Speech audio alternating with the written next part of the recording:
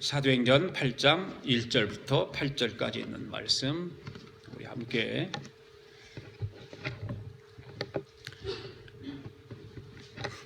큰 소리로 합독하시도록 하겠습니다. 사도행전 8장 1절부터 8절까지 같이 읽습니다. 시작. 사울은 그 죽임을 당함을 마땅히 여기더라. 그날에 예루살렘에 있는 교회에 큰 박해가 있어 사도교회는 다 유다와 사마리아와 모든 땅으로 흩어지리라. 경건한 사람들이 스데반을 장사하고 위하여 크게 울더라. 사울이 교회를 잔멸할세 각 집에 들어가 남녀를 끌어다가 옥에 넘기니라. 그 흩어진 사람들이 두루 다니며 복음의 말씀을 전할세 빌립이 사마리아 성에 내려가 그리스도를 백성에게 전파하니 무리가 빌립의 말도 듣고 행하는 표적도 보고 한 마음으로 그가 하는 말을 따르더라. 많은 사람에게 붙었던 더러운 귀신들이 크게 소리를 지르며 나가고 또 많은 중풍병자와 못 걷는 사람이 나으니 그 성에 큰 기쁨이 있더라. 아멘. 앉으시면서 인사합시다. 오늘도 은혜 받읍시다. 오늘도 은혜 받읍시다. 할렐루야, 할렐루야. 사도행전 7장을 공부하면서는 누구에 대해서 했죠? 스데반 집사에 대해서 우리가 공부를 했습니다. 8장은 여러분들 집에서 읽어보셨습니까? 8장은 누구에 대해서 공부를 하냐면 빌립 집사에 대해서 공부합니다. 빌립. 8장 전체에 빌립 집사가 복음 전하는 일을 감당하는데 8장은 한 3번, 오늘부터 3번 정도 8장을 또 우리가 함께 공부할 것입니다.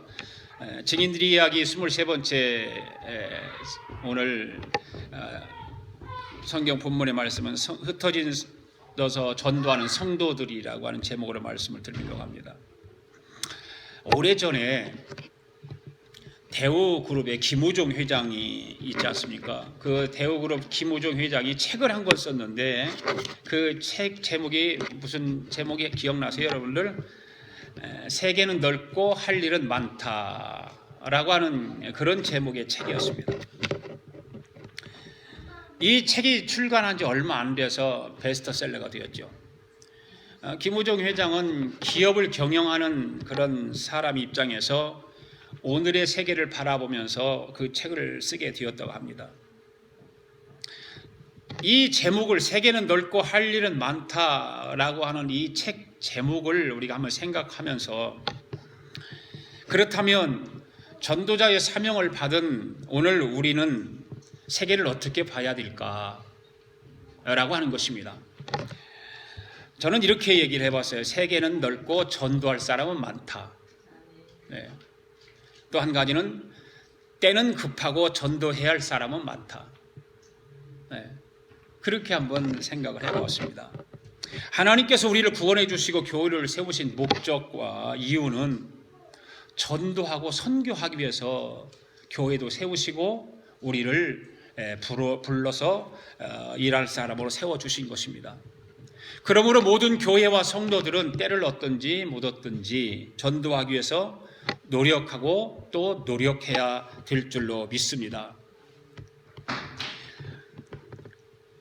어느 교회 표어를 보면 이런 표어가 있어요.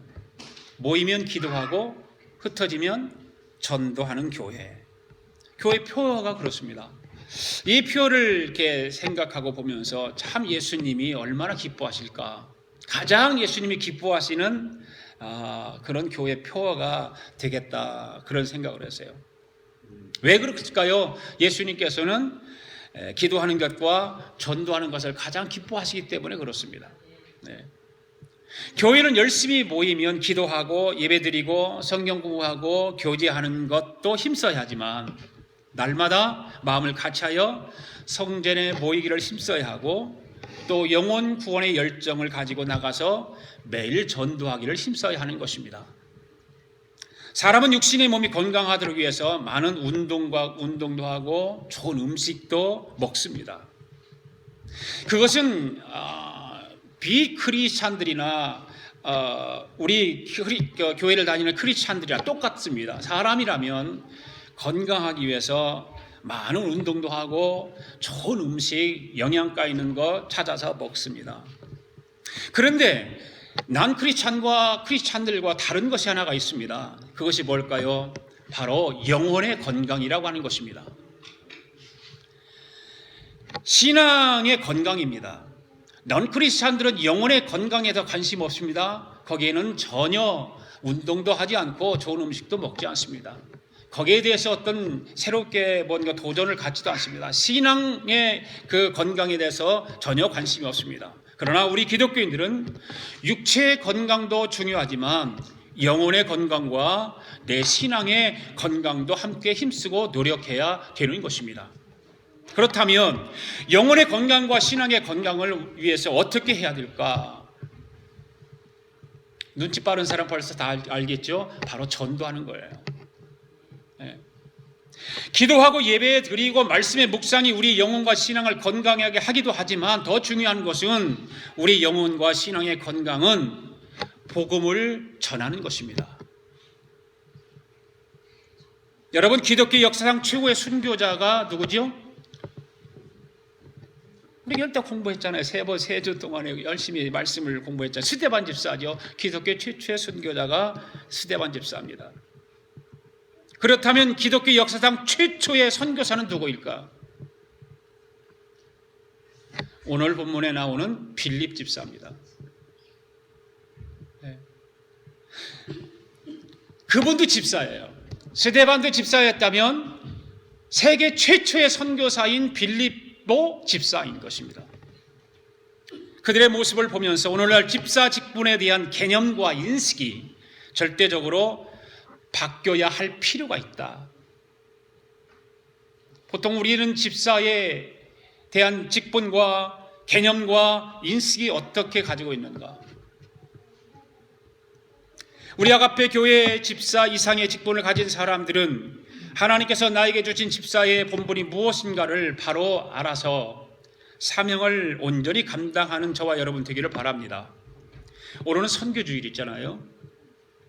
오늘 본문의 말씀과 오늘 선교주일과 얼마나 그렇게 딱 일치가 되는지, 이거를 내가 계획 세워서 하는 것도 아니고 사도행전을 계속해서 공부하면서 오늘 사도행전 8장 1절부터 8절까지 있는 말씀, 바로 이 말씀이 오늘 선교주일과 딱 일치가 돼서 너무 좋아요.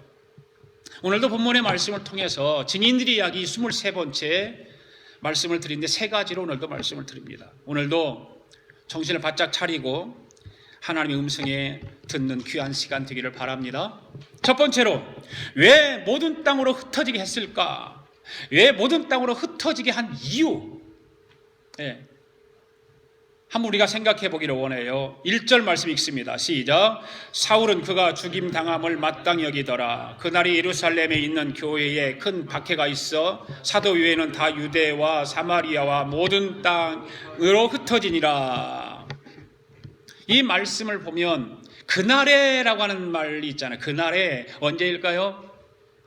그날에 스데반이 죽는 날에 그 말이죠. 스데반이 돌에 맞아 순교하는 그날, 그때 예루살렘에 있는 큰 교회에 뭐가 일어났다? 핍박이 일어났다라고 하는 것을 말씀하고 있습니다. 어떤 핍박이었을까요? 단순히 교회를 욕보이고 성도들을 괴롭히는 정도의 핍박이 아니었습니다. 아예 예수 믿는 모든 성도들을 스데반처럼 잡아다가 죽이려고 하는 핍박이었습니다. 그래서 교회가 어떻게 되었습니까? 거의 모든 교회 안에 있는 성도들이 흩어지기 시작했습니다. 왜? 죽임을 당하게 되어 있으니까. 그 죽임을 당하는 일을 피하기 위해서 다 흩어지기 시작했습니다.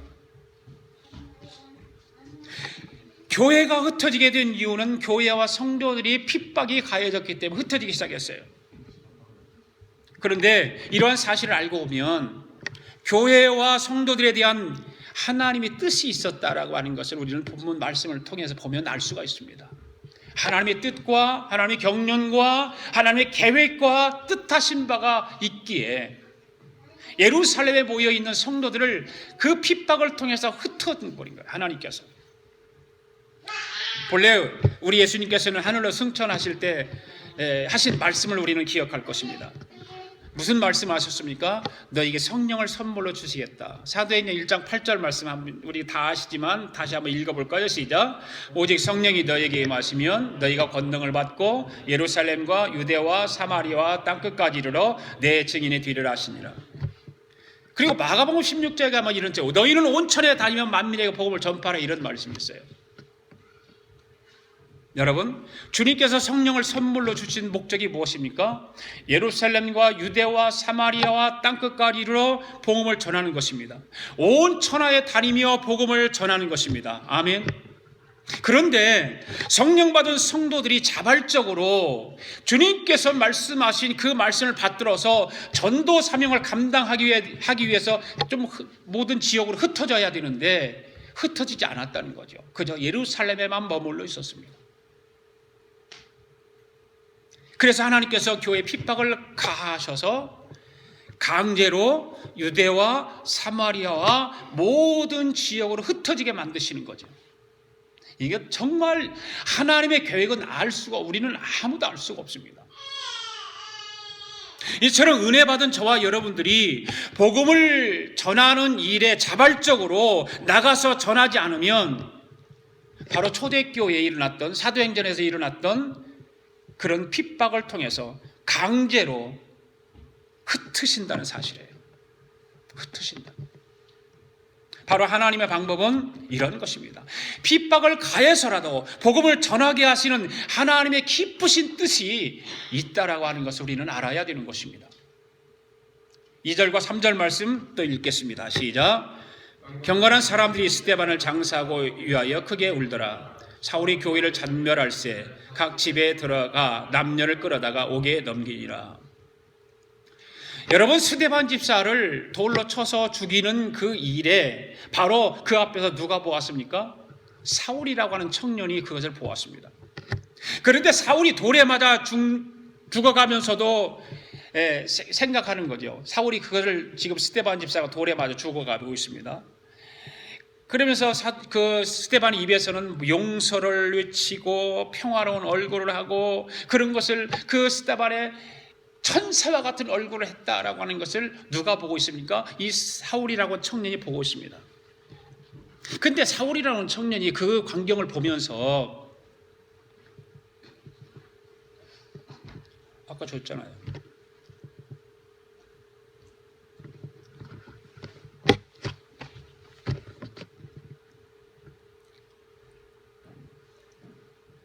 무슨 생각을 했을까?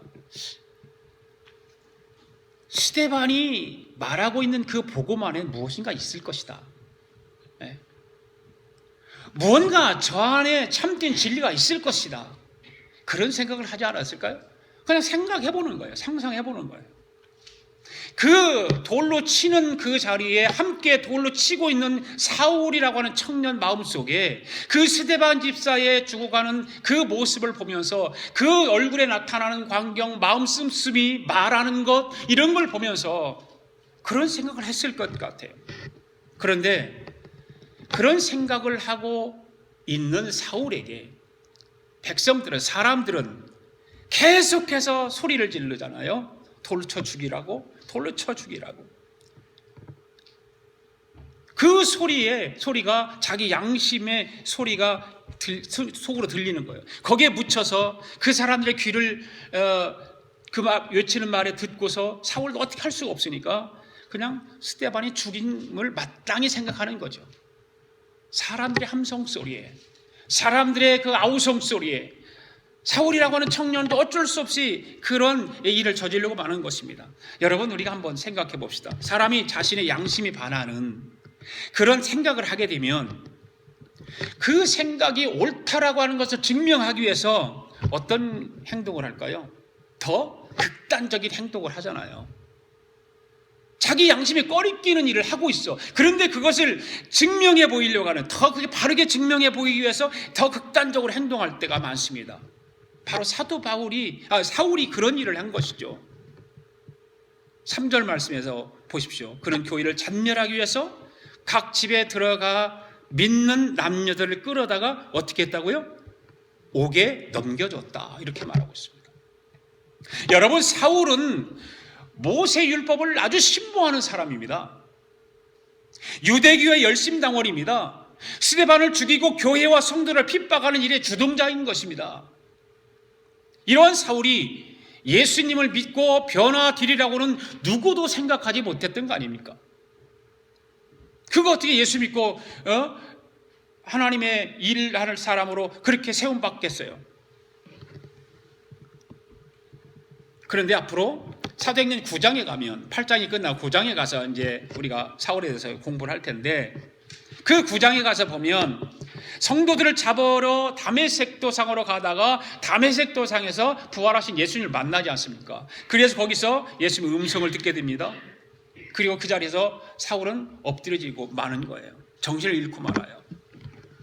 정신을 잃어버리는 그 순간 자기가 얼마나 큰 죄인인가를 깨닫게 되기 시작하는 거예요.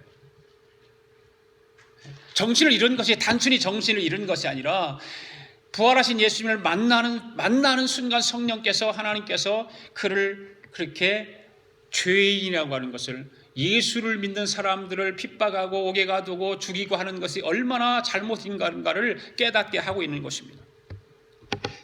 그리고 예수님을 영접하고 변화되는 놀라운 역사가 일어납니다. 그리고 교회를 핍박하고 예수 믿는 사람들 죽이던 사울이 성도들 앞에서 예수님을 간증하고 예수님의 복음을 전하는 사람을 바뀌게 되었던 거죠. 이제 9장부터 이제 사도행전 끝까지 가는 거예요, 그게. 오늘 우리는 핍박하던 사울이 전도하는 바울로 변화된 모습을 보면서 우리도 한 가지 가능성을 가질 수 있다는 것입니다. 그냥 그거를 끝나는 것이 아니라 우리도 가능성을 가질 수 있는 그것이 무엇일까? 그것은 지금 여러분이 전도하고자 하는 사람 가운데 도저히 가능성이 없고 불가능하게 보이는 사람도 예수 믿고 구원받을 수 있다는 사실인 것입니다. 할렐루야. 탕자였던 어거스틴을 우리가 한번 생각해 봅시다. 그 사람은 예수 믿고 변화되어서 위대한 성자가 될 줄을 누가 알았겠어요? 그렇게 세상적으로 캔세라 세라하고 방탕하게 살았던 그 어거스틴이 누가 예수 믿고 위대한 기독교의 위대한 사람으로 그렇게 바뀔 줄 누가 알았겠어요? 그 어머니 모리카의 눈물 흘린 기도가 하나님 앞에 상달된 거죠. 때가 이르렀을 때에 하나님은 그 어거스틴을 변화시켜서 기독교의 위대한 인물로 쓰게 된 것입니다. 그러므로 사랑하는 성도 여러분, 여러분들이 전도하기를 원하는 사람 가운데 도저히 불가능하게 생각이 되는 사람이 있으시다면 단념하지 말고 포기하지 말고 그 영혼을 불쌍히 여기고 계속해서 기도하시기를 바랍니다. 예수 믿는 사람들만 골라서 핍박하던 사울을 변화시킨 예수님께서 반드시 여러분의 기도와 여러분의 정말 열심을 가지고 전도하는 그 전도의 열매를 맺게 해주실 줄로 믿습니다. 두 번째로, 그렇다면 흩어진 성도들이 무슨 일을 했을까요? 4절 읽습니다. 시작. 그 흩어진 사람들이 두루다니며 복음의 말씀을 전할세. 흩어져서 뭐 했다고요? 복음의 말씀을 전했다. 사울이 핍박을 하게 되니까 믿는 사람들이 예루살렘을 떠나 각자에 흩어졌어요. 각자 어디로 흩어졌는지 몰라요. 다 흩어졌습니다. 그때 교인은 핍박을 통해서 더 이상 재기할 수 없을 것 같은 위기에 봉착하게 됩니다. 정든 집도 버려야겠습니다. 정든 사람과도 헤어져야 했습니다. 생계 수단도 다 버리고 떠나야 했습니다. 모두가 흩어져야 한다라고 하는 것은 장난이 아니잖아요. 한 곳에 모여서 정말 정을 나누며 살았던 사람들이 그 핍박에 가해지면서 흩어지기 시작하니까 이건 장난이 아닌가요? 엄청난 희생이 따라야 했습니다. 분명히 부정적인 생각이 들을 수 있을 것입니다. 예수를 믿으면 복받는다고 했는데, 만사 형통한다고 했는데 이게 무슨 꼴인가? 라고 하는. 오늘날 크리스찬들이, 교회 다니는 사람들이 내 생활 속에서 조금 뭔가가 잘 안 되고 뭔가가 좀 다른 사람보다 뒤처지고 그런 걸 생각하면 예수 믿으면 잘 된다고 그랬는데, 예수 믿는다면 건강하다고 했는데 이게 무슨 꼴이라고 생각할 수가 있지 않겠어요? 불평하고 원망하고 바로 신앙생활을 포기할 수도 있는. 그런데 흩어진 성도들의 모든 그 생활은 정반대로 나타났습니다. 핍박이 심할수록 헌신의 강도는 깊어지고 복음이 사방으로 힘차게 퍼지는 결과가 나타나기 시작한 것입니다. 다 엄청난 희생과 부정적인 생각들과 어떤 먹고 사는 문제와 이런 것들이 많이 자기들 삶 속에 내재되어 있음에도 불구하고 이들이 하는 그 일을 통해서 변화가 일어나기 시작했습니다.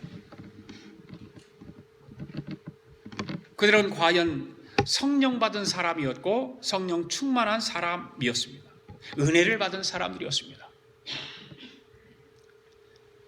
여러분, 성령 받고 은혜 받은 사람은 핍박을 받아도 낙심하거나 포기하지 않습니다. 할렐루야. 그래서 은혜가 중요한 것입니다. 성령 충만함이 중요한 것입니다. 여러분, 성령 받고 은혜 받은 사람은 핍박을 믿음으로 받아들이고 그 움츠리고 신앙생활을 게을리한다든지 중단하는 사태가 없다는 거죠. 성령 충만하면, 은혜가 충만하면. 그래 디모데후서 3장 12절 말씀이 뭐라고 말합니까? 무릇 경건하게 살고자 하는 핍박을 받으리라. 경건하게 살고자 하는 자는 핍박을 받으리라. 그래 그 말은 무슨 말이에요? 더 은혜 충만하고 성령 충만하고 신앙생활 열심히 잘하고 그런 사람들은 더 핍박을 받으리라 그 말입니다. 여러분 이 시간 여러분의 신앙을 한번 점검해 보시기 바랍니다. 나는 지금 예수님을 잘 믿고 신앙생활을 잘하고 있는가? 아니면 적당히 신앙생활하고 있는가? 한번 생각해 볼 수 있기를 바랍니다. 제가 왜 이런 질문을 하고 있을까요? 그것은 예수를 잘 믿고 신앙생활을 잘하는 사람은 핍박받는 일이 생기지만 신앙생활을 적당히 하게 사는 사람은 핍박이 없다는 거죠. 고통이 없습니다. 예수를 적당하게 믿음의 핍박이 없습니다. 여러분, 무릇 경건하게 살기를 원하십니까? 거룩하게 살기를 원하십니까? 그렇다면 그 사람은 반드시 핍박이 있을 거예요. 왜? 성경에 그렇게 말하고 있잖아요. 핍박을 받는다고 신앙생활을 적당히 해서는 안 됩니다. 내가 말하고자 하는 것은 핍박을 받으니까 신앙생활 적당히 하십시오. 그냥 대충 하십시오. 세상과 믿음이 한 발이 이쪽에 한 발이 이쪽은 들여놓고 그냥 적당히 하십시오. 그 말이 아니에요. 예수님을 통해서 내가 구원받은 자라면 예수님이 나를 불러서 교회에 세우시고 직분을 맡겨주셔서 직분자로 일하게 하신 그 목적은 뭡니까? 너희가 핍박을 받더라도 내가 원하는 일을 하기를 원한다는 거죠. 그게 주님이 원하시는 거예요. 오늘 우리는 핍박을 받는 일이 있다 할지라도 온전하고 거룩한 하나님의 백성으로 살아가야 될 줄로 믿습니다. 그것이 진정한 크리스찬들이에요. 마태복음 5장 10절 12절 말씀 보시기 바랍니다. 같이 읽습니다. 시작. 의를 위하여 핍박을 받는 자는 복이 있나니 천국이 너희 것임이라. 나를 인하여 욕하고 핍박하거든 기뻐하고 즐거워하라. 하늘에서 너희의 상이 크니라. 할렐루야. 예.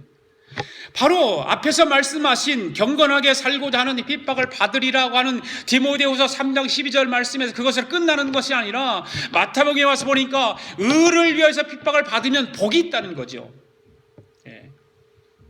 나를 인하여 욕하고 핍박하거든 기뻐하라는 거예요. 즐거워하라는 거예요. 왜? 하늘의 상이 크기 때문에. 이것이 우리 믿음 아닙니까? 이것이 우리의 신앙 아닙니까? 우리가 가지고 가야 할, 우리가 추구해야 될 하나님 말씀 안에서 믿음으로 세워가야 할 그런 일들 아닐까요? 여러분, 베드로와 스데반은 유대인들에게 복음을 전한 사람이에요. 그렇죠? 베드로도 우리가 공부했죠? 스데반도 유대인들에게 공부한 사람이에요. 복음을 전한 사람이에요. 그렇다면 빌립 집사가 복음을 전했던 빌립 집사가 전한 복음은, 바울이 전한 복음은 이방인들을 향한 복음이에요. 빌립 집사와 바울이 전하는 복음은 유대인들을 향한 복음이 아니라 이방인들을 향해서 복음을 전하기 시작했다는 거죠. 그런데 빌립 집사가 복음을 전파했던 곳은 이방인 취급을 받았던 사마리아 성입니다. 사마리아 성. 유대인과 사마리아인은 혈통적으로 가까운 그 사람들이었지만 유대인들은 사마리아인들을 싫어했어요. 북이스라엘이 아수르에 의해서 멸망당하면서 아수르 당시에 그 북이스라엘 수도였던 사마리아를 중심으로 집중적으로 무슨 정책을 펴냐면 혼혈 정책을 썼거든요. 네. 그렇기 때문에 유대인들이 사마리아인들을 특별히 싫어한 거예요. 그렇지만 예수님은 그들을 사랑했어요. 그들에게 호의를 가졌어요.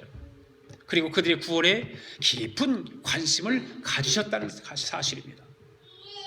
그래서 유대인들은 사마리아인들에게 복음을 전해 주러 가야 하는데 그렇잖아요. 당연히 유대인들이 가서 사마리아인들에게 복음을 전해야 됩니다. 유대 사람이 가지고 있는 사마리아 사람과 상종하지 않으려고 하는 그 편협과 못된 그 마음과 우월감을 깨트리기 위해서 하나님께서는 무엇을 사용하였느냐, 무엇을 쓰냐, 핍박이라고 하는 것을 쓰신 거예요. 그 유대인들이 가지고 있는 편협함, 우월감, 이런 것 때문에 이방인들에 대해서는 고개도 한번 이렇게 돌려보지 않는, 생각도 한 번도 해보지 않는, 이방인들은 멸시하고 저들을 몰아내고 그렇게 했던 유대인들을 하나님은 핍박이라고 하는 것을 사용하신 거예요. 결국 극심한 핍박과 환난이 주어지자 그들은 사마리아인들을 향한 못되고 편협한 생각을 품을 겨를도 없이 핍박을 당하니까 그걸 알았겠습니까? 몰랐겠지요. 깨달을 수가 없지요. 그냥 핍박을 당하니까 그냥 알고 나도 모르겠다고 주량을 친 거예요. 도망간 거 아니에요. 그게 도망간 곳이 바로 사마리아 지역으로 도망가게 되었다는 거죠. 결국 피난길이 바뀌어서 뭐가 됐어요? 전도의 길을 만드는 거예요. 이게 놀라운 하나님의 계획 아닙니까? 하나님은 계획은 우리는 알 수가 없어요. 코너로 모으는 거예요. 하나님은 때때로 고난을 선교의 통로로 활용하시기도 한다는 사실입니다. 심지어는 전쟁을 선교의 통로로 활용하기도 하신다는 사실입니다. 우리 기독교 역사를 이렇게 보면 오늘 많은 교회와 성도들은 빌립 집사와 같아야 합니다. 오늘 우리 아가페 교회의 재직 여러분들은 빌립 집사와 같아야 합니다. 왜냐하면 복음을 전하는 일에 있어서 지역이나 사람에 대한 편견이 없어야 하기 때문에 그렇습니다. 성령 충만하고 은혜를 받은 사람은 편견의 장벽을 넘어야 합니다. 그래서 모든 사람을 사랑하고 모든 사람에게 가서 복음을 전해야 하기 때문입니다. 우리가 미국에 와서 이민자로의 삶을 살아갑니다. 우리는 주변에는 너무나 많은 나라들이 살고 있습니다. 그런데 우리는 꼭 한국 사람에게만 전도를 하려고 한다는 사실이죠. 우리가 전도할 때 우리 한국인이 아니면 좀 불편한 것이 있을 거예요. 그러나 기왕이면 우리 동포들에게 복음을 우선적으로 전하는 것도 중요하지만 복음이 필요한 사람이라면 나라, 인종 구별 없이 전해야 한다는 사실입니다. 빌립 집사가 사마리아 가서 복음을 전하는데 아주 놀라운 일이 일어났습니다. 아주 많은 사람들이 빌립 집사가 복음을 전하면서 막 표적을 행합니다. 그것을 사람들이 봅니다. 그런데 그걸 복음을 전하면서 표적을 행하는 일을 보면서 예수님을 영접하는 일이 막 생기기 시작했어요. 그 예수님을 마음에 받아들이니까 이 사람들이, 아픈 사람들이 다 치유가 되기 시작합니다. 그냥 받아들였는데, 예수님을 영접하기만 했는데 다 병자들이 낫기 시작합니다. 여러분, 유대인이라고 하는 편견 때문에 그 사마리아 지역에 가지 않았더라면 그 영혼들이 어떻게 되었을까요? 오늘 이 설교를 듣고 그동안 여러분 마음속에 예수님을 믿지 않을 것이라고 생각했던 사람들을 위해서 기도하고 찾아가시기 바랍니다. 나의 편협함 생각, 나의 편견된 그런 마음, 그런 마음 가지고는 우리는 전도할 수 없어요.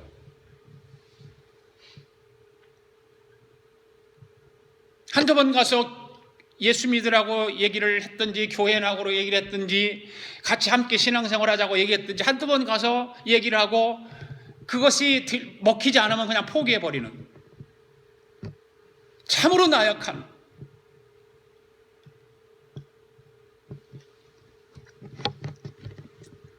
여러분 오늘 말씀을 듣고 실천해 보시기를 바랍니다. 여러분의 편견을 가졌던 그분이 바로 전도받기를 기다리는 예비된 하나님의 자녀일 수 있습니다.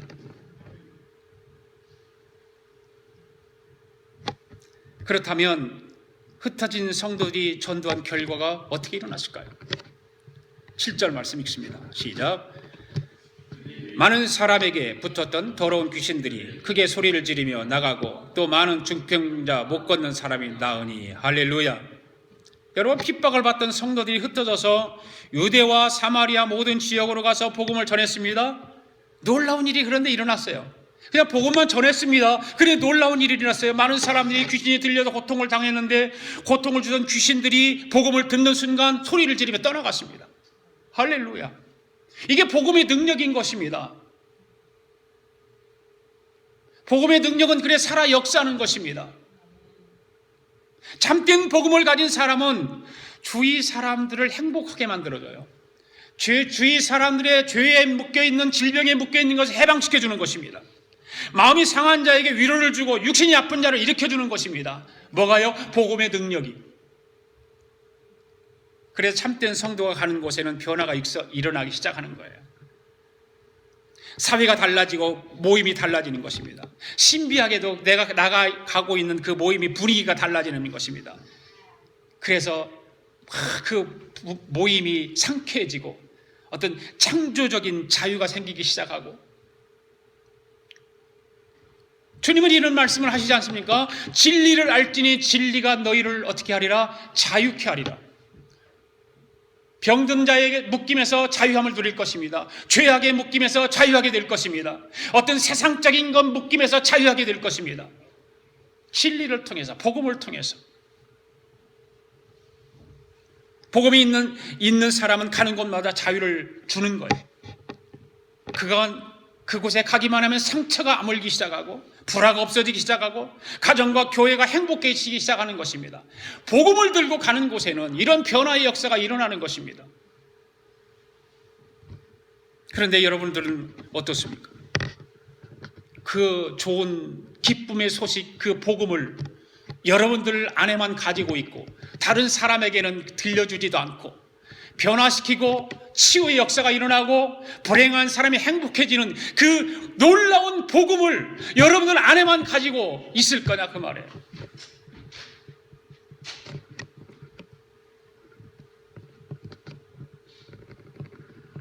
여러분, 우리 예수님은 능력의 주님이신 것을 믿습니까? 우리 예수님은 사람이 감당할 수 없는 일을 능히 감당하시는 주님인 걸 믿습니까? 그렇다면, 그 믿음이 있다면 내 속에 있는 그 복음의 능력, 그 복음의 위대함, 이것을 내 안에 감춰두고 혼자서 살아가겠냐, 그 말이에요. 우리 예수님은 불가능을 가능케 하시는 분이십니다. 우리 예수님의 능력은 전도하는 사람에게 임하게 될 줄로 믿습니다.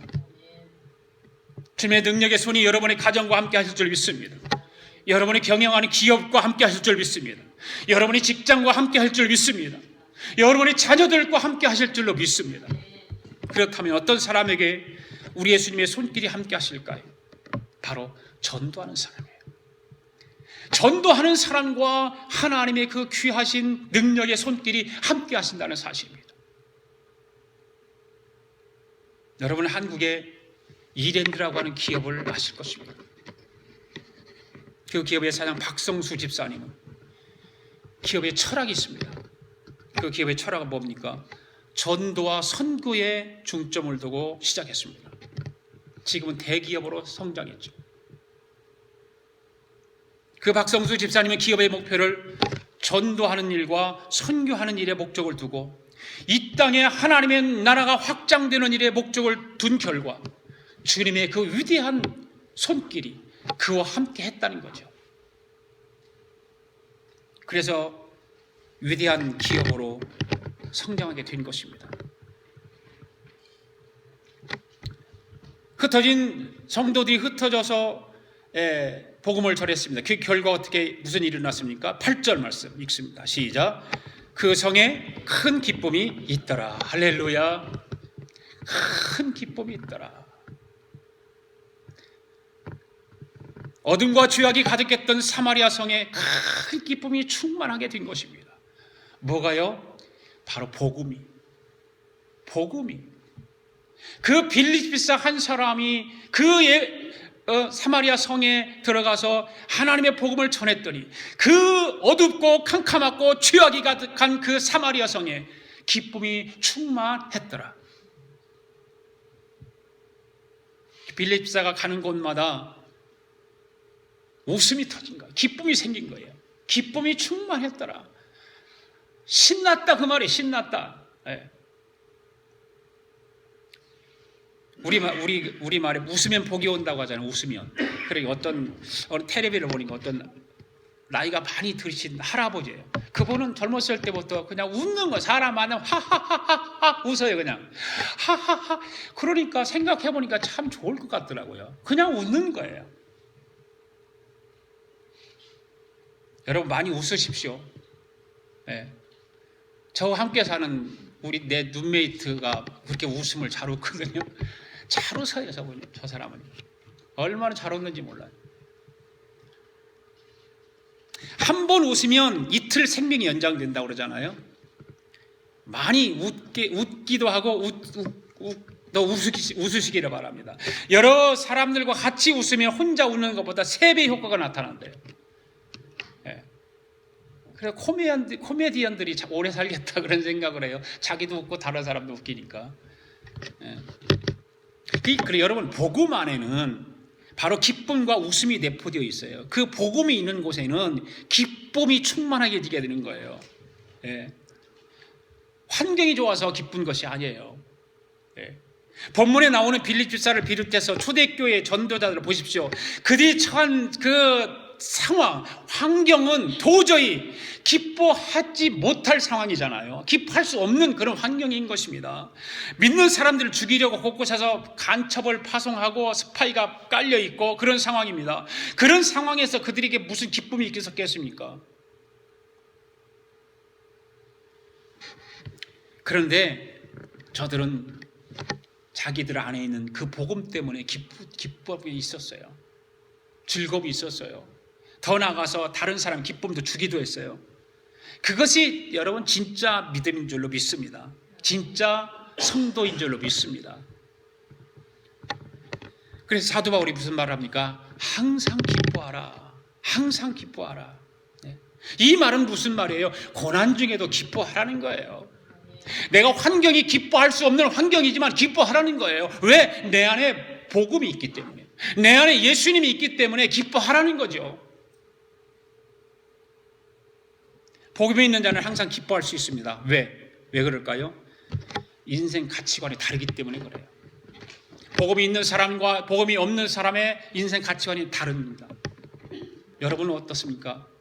안 믿는 사람과 여러분 인생 가치관이 똑같습니까? 다릅니다. 저는 다릅니다. 세상을 바라보는 사람은 환경이 어려워지면 슬퍼하고 낙심하고 원망합니다. 환경이 어려워지면. 그러나 주님을 바라보는 사람은 환경이 어려워도 기뻐할 수 있습니다. 몸이 좀 병들고 사업이 좀 안 되면 어떻습니까? 우리 영혼은 이미 하나님 나라에 가 있지 않습니까? 하나님 나라가 보장되어 있지 않습니까? 하나님의 자녀들이 되지 않았습니까? 그 사실을 온전히 믿는다면 우리는 기뻐할 수밖에 없는 거예요.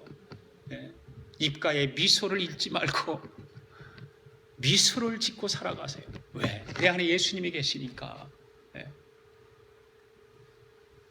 여러분은 혹시 전도하는 사람이 누리는 기쁨을 누려본 적 있습니까? 저는 결혼하기 전에 청년 시절에 한국에서 노방전도를 해본 적이 있어요. 그 선교단에 소속돼 가지고 제 친구가 거기 회장이 되고 그리고 노방전도를 해본 적이 있어요. 처음에 나가기 전에는 제가 언젠가 얘기했을 거예요. 두려움이 많아요. 왜? 가서 노방전 지나가는 사람 붙들고 전도지 주면서 예수 믿으세요 하는 말이 쉬운 건 아니에요. 그런데 모여서 10명이 모여갖고 손을 잡고 무릎 꿇고 통성기도 막 뜨겁게 하고 그리고 담대함을 가지고 나가서 복음을 전합니다. 그럼 전하면 그 사람이 뭐 믿는다고 대답을 하든지 안 하든지 복음을 전하는 거예요. 그리고 시간이 몇 시간 하고서 돌아오면 얼마나 기쁜지 몰라요. 그거는 안 느껴본 사람은 모르잖아요. 해보지 않으면 그걸 모르잖아요.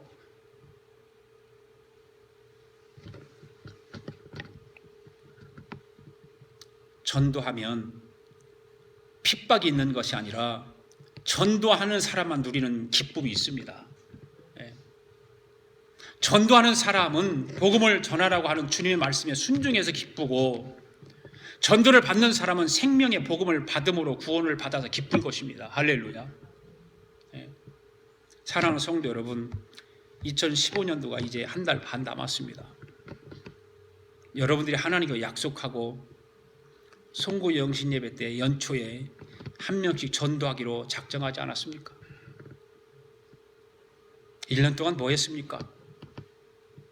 아직도 한 달 반 남았잖아요. 아직도 한 달 반이나 남았잖아요. 우리 남은 한 달 반 동안 흩어져서 복음을 전하는 저와 여러분 되지 않겠습니까?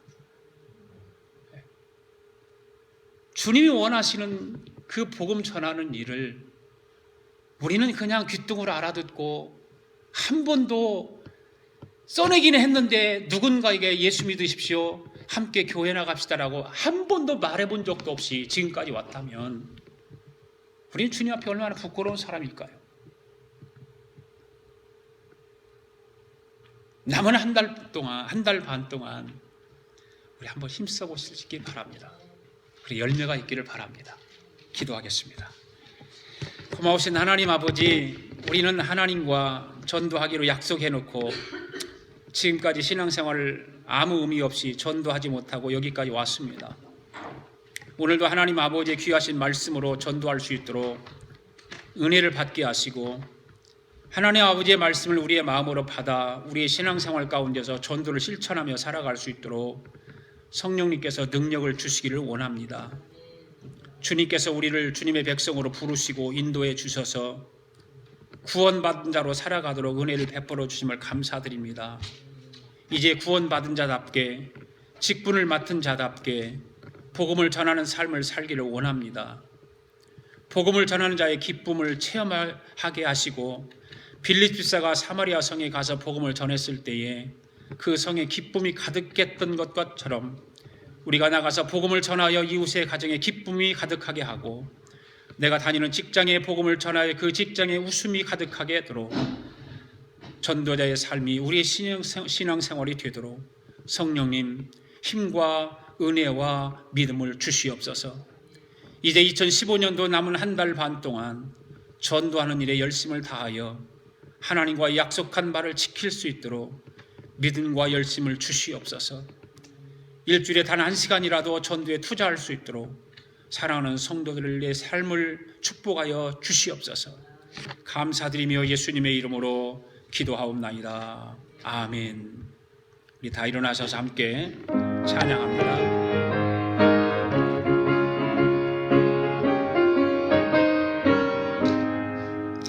내가 매일 기쁘게 총력 전도 나감은 주의 팔이 나를 안보하며, 내가 주의 큰 복을 받는 참된 비결은 주의 복음 전도함이라.